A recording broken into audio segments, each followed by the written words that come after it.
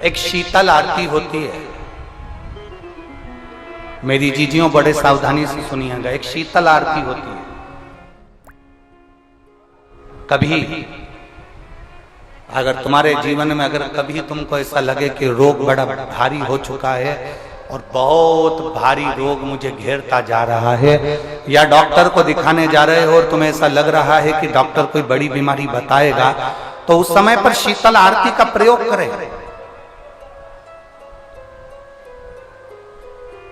एक पुष्प हाथ की हथेली में रख लीजिए, एक पुष्प हाथ की हथेली में रख लीजिए, और यहां तक शास्त्र कहता है अगर हो सके तो आंकड़े का अगर पुष्प मिल जाए, तुम्हारे यहां क्या बोलते हैं उसको, मंदार का फूल, आंकड़े का फूल, अकौए का फूल, जो शंकर भगवान पे चढ़ता है, छोटा सा होता है, घुंघरू जैसा होता है वो, उसको तुम्हारे यहाँ क्या बोलते हैं हरियाणा में? आंख का ही पुष्प बोलते हैं। आंख का पुष्प मिल जाए तो ज्यादा अच्छा है। अब उसमें चाहे सफेद हो, चाहे नीला हो, चाहे गुलाबी हो, जैसा भी हो, हाथ में रखने के बाद हाथ में एक लोटा जल, भगवान शंकर के शिवालय में जब आप प्रवेश करें और प्रवेश करते समय भगवान के सम्मुख में जब भगवान शंकर के साक्षी में जब पहुंचे, आपके सामने पूजन में कोई भी सामग्री नहीं है, आपके पास में न दिया है, ना बाती है, ना गर्भवती है, ना चंदन है, ना कपूर है, ना कोई सामग्री है, केवल एक आंख का पुष्प और एक लोटा जल आपके पास में है। शिवालय में पहुंचकर शीतल आरती का प्रयोग करो।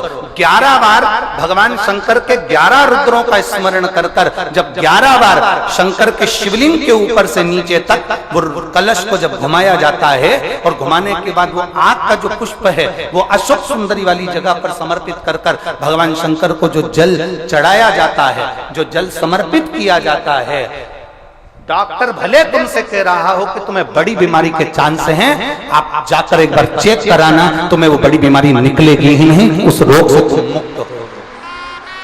इसको शीतल आरती का प्रयोग किया गया। ये शीतल आरती, इसको शीतल आरती कहा। शिव की प्राप्ति का, एक रोग से मुक्त होने का। अब आपसे कोई कहे कि ये शीतल आरती का प्रयोग सबसे पहले किसने करा, तो आपको ध्यान लगाना है इस प्रयोग को। सोमनाथ जी की कथा का स्मरण करिएगा, सोमेश्वर की कथा का स्मरण करिएगा। आप स्कंद पुराण में, शिव महापुराण में सोमनाथ जी की कथा का स्मरण करिएगा। चंद्रदेव को काया का रोग हो गया, रोग इतना भारी था, चंद्र समझ नहीं पा रहे थे मैं करूं क्या। जब देव ऋषि नारद के पास पहुंच गए, नारद जी ने कहा एक पार्थिव शिवलिंग का निर्माण करो, बालू के शिवलिंग का निर्माण करो, और समुद्र का ही जल भगवान शंकर को उनके आनंद से आरती कर कर उनको चढ़ाने का प्रयास करो। और शिव ने ऐसी कृपा कर दी कि चंद्र के पास आकर भगवान शंकर ने कह दिया, चंद्र मैं तुझे वर देता हूं, तेरा काया का रोग समाप्त होगा, ये मेरा वर है क्योंकि तूने मेरे शीतल आरती का प्रयोग किया।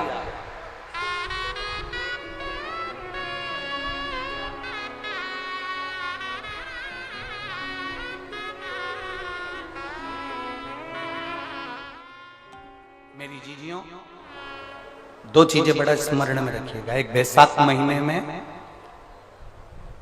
मट्टी के पात्र का जल, अभी अभी क्या चल रहा है, फागुन, अभी क्या चल रहा है, फागुन।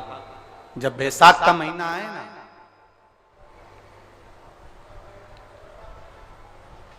जितने यहां बैठे और जितने आस्था चैनल पर सुन रहे हो, जितने फेसबुक यूट्यूब पर कथा श्रवण कर रहे हैं, जितने मोबाइलों पर देख रहे हैं, प्रयास करना, बैसाख के महीने में मिट्टी के पात्र में जो रात्रि भर जल रखा हो, मिट्टी के पात्र में, अगर आपके पास में घड़ा हो, हंडा हो, नी हो, तो दिया हो, दीपक हो, कुल्लड़ हो, कोई भी तुम्हारे पास में जो मिट्टी का पात्र, उसमें जल भरना।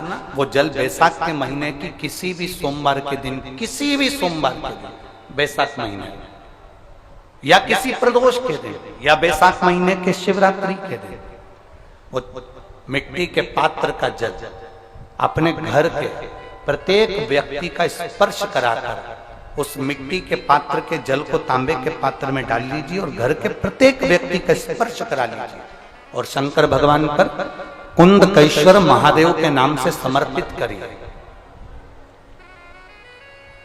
कुंदकेश्वर महादेव। कभी जीवन में पीछे पलट कर देखने की जरूरत नहीं पड़ेगी।